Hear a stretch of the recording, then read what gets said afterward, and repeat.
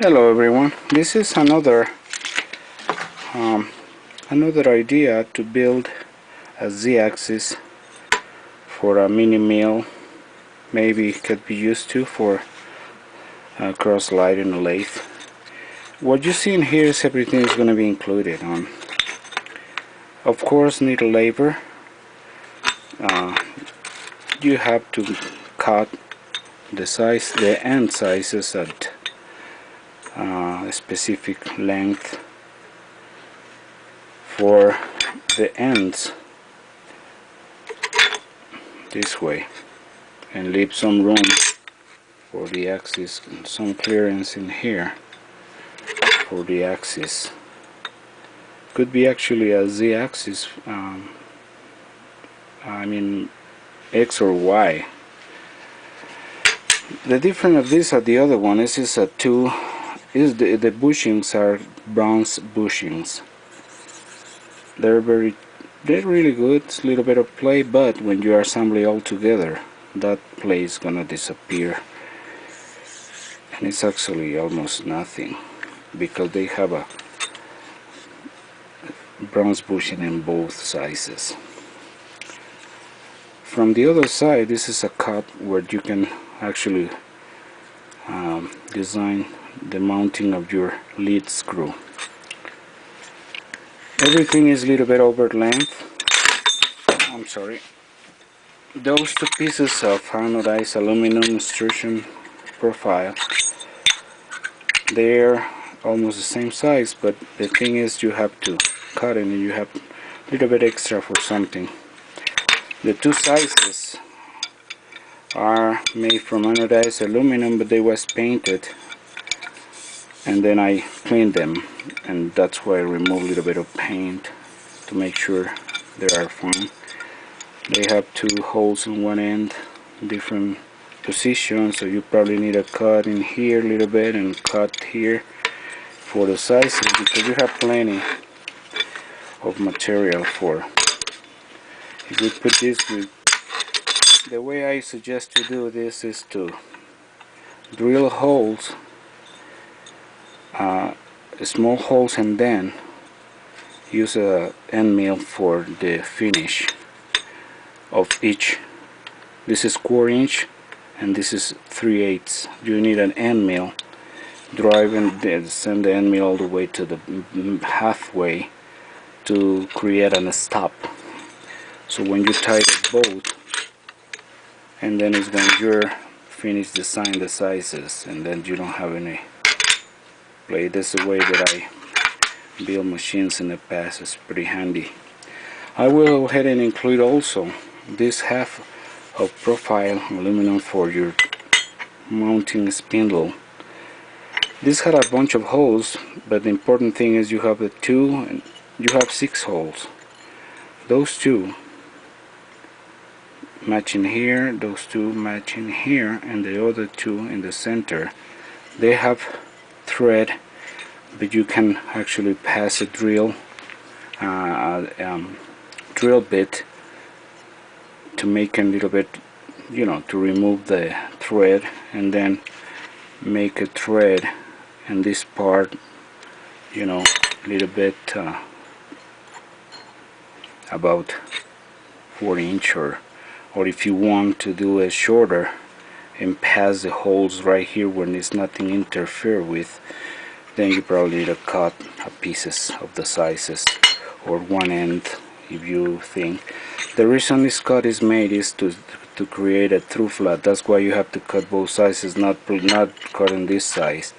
So try to center this in the center of the block, and then cut the sizes, because those cuts in here are for when you tie it down, say be a true flat surface, because those hollow parts in here, those cuts in what you see, that's held for make really flat surface and mount your spindle. Whatever you have a possibilities to hold just regular knots, square knots, to tie it down. The block, I don't cut this. This is removed from the machine like other ones I have for sale. Actually, I combine shipping. If you want, I just try to this way and see what's happening. People like it this way, but this is nice. This, if you have the patience and do the right cut, the right holes and stuff, you're gonna have a really nice Z-axis, pretty strong and pretty accurate. And this has got what I said for your to drive your little screw. This center, I believe, let me see, if you check, this is even to half of the extrusion in this point, but if you raise it up to the center, and then you want to have right there to the top, so when you create your holding for the nut anti-backlash, or whatever, you need to use the top with 90 degrees angle, aluminum angle to hold. The reason I do this is because I try try different ways to rid out of things that maybe somebody need.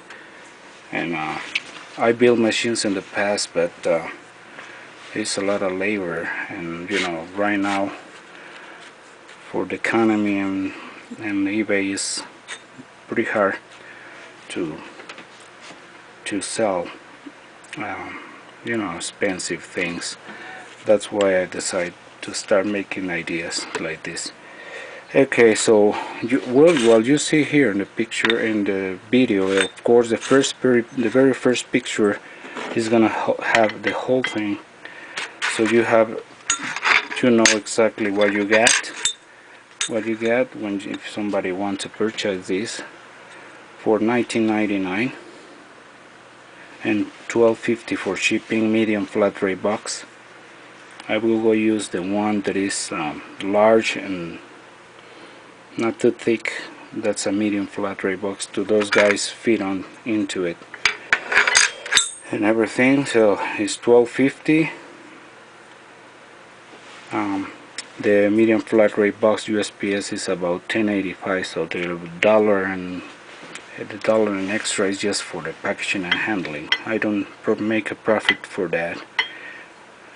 I usually do, because I don't want nobody to do to me as well. So okay, so this is what you got, and then this is my personal idea. Of course, you have to do whatever. I mean, it's few components to build a Z-axis or something else you have in mind, perhaps.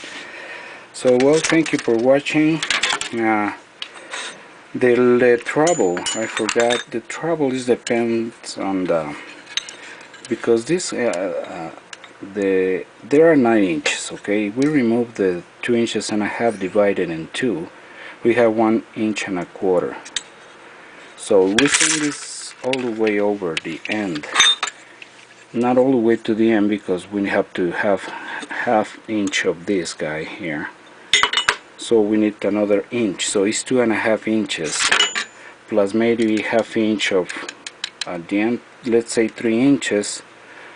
So if we take 3 inches to 9, you have you have at least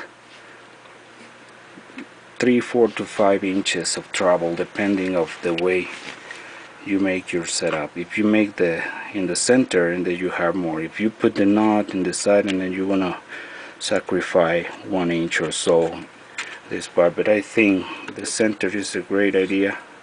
It's really good machine, and it's a good idea to work over there. You have one thread hole in here, and then 2 other tiny holes in there, and holes in the sides, so you have some places to support. Well, okay, so thank you for watching. I will take some pictures. It will be for sale pretty soon. $19.99 the entire parts, and $12.50 for shipping, and USPS medium flat rate box priority mail. Thank you.